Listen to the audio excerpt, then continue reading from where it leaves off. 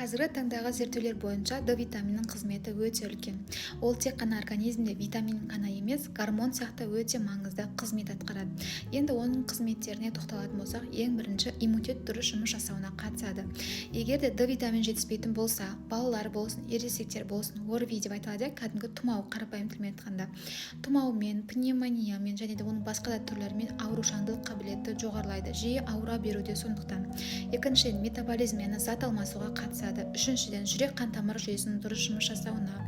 Төртінші, қалқанша бездің организмдегі дұрыс жұмыс жасауына қатысады. Және де бесіншіден, тірек қимыл жүйесінің беріктігіне жауап береді. Яғни бұлшықеттердің, сүйектердің ең бірінші нәрсе ол кальцийдің дұрыс сіңуіне. Егер де кальций ішетін болсаңыз, міндетті түрде D витаминін қасына қосу керек. Олсыз сіңбейді. Сондықтан да кальций біздің сүйектерімізге, тістердің беріктілігіне жауап береді. Және де жаңадан айтылған ақпарат бойынша ол организмдегі онкологиялық процестің баяулауына әсер етеді, яғни онкологиялық аурулардың алдын алуына қатысады.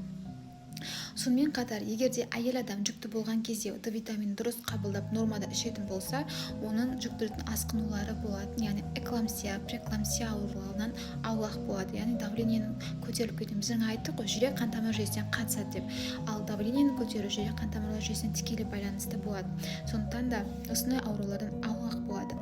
Балалардың аз салмақпен туылуына, рахит болуына барлығын алдын алуға көмектеседі. Яғни қабілеттілігі, қызметтілігі өте үлкен. Сонымен қоса, бір ақпараттар бойынша неврологиялық аурулардың алдын алуы, әсіресе егер D витамин жетіспейтін болса, адам депрессияға көп түседі. Яғни бұл D витаминінің маңыздылығы организмдегі серотонин гормоны, бақыт гормонының түзілуіне тікелей қатысатын болып саналады.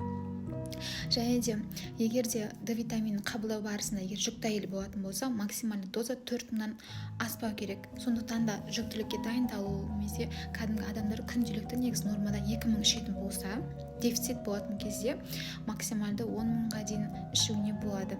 Ал егер тем более ауырып жатыр, тұмаумен ауырса, басқа да аурулармен ауырса, иммунитет бізде әлсірейді. Сол кезде егер де дефицит жағдайлары 10.000 ішіп жүретін болса, ол дозаны 2-3 есеге арттырып 20.000-ға дейін ішуге болады. Егер 5.000 ішіп жүрсе, 10.000-ға дейін арттыруға болады. Өйткені иммунитет жүйесі қатты әлсірейді.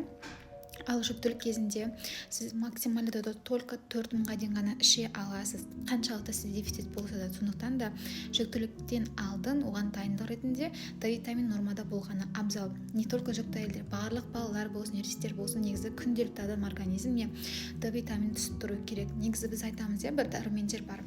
2 ай ішіп 1 ай демал деген сияқты. D витамин ешқандай үзіліссіз күнделікті организміне түсіп тұру керек.